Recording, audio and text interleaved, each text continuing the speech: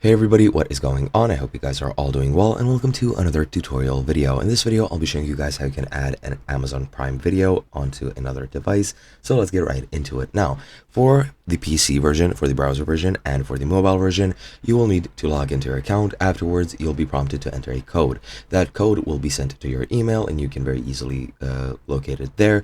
And once you locate it, all you have to do is enter the code in the specified space on your website version or on the app on the phone, and then that's pretty much it. Now, if you've done that and you want to set it up on a TV, a smart TV, or another device, what you can do is download the app on there, and then once you log into the app, you'll be prompted like this, either to enter the code as you did previously for your phone and your computer, or you can go and scan your QR code. To scan the QR code, all you have to do pretty much is open up your camera on your web device, scan the QR code, and then you're pretty much done. However, some phones still don't have software for QR code recognition, so you're gonna have to download a third-party app to scan a QR code. You can find millions of them on the internet, and you can just download them, install them, and then you're good to go. And that's pretty much it. Hope you guys enjoyed, and I'll be seeing you guys in another video.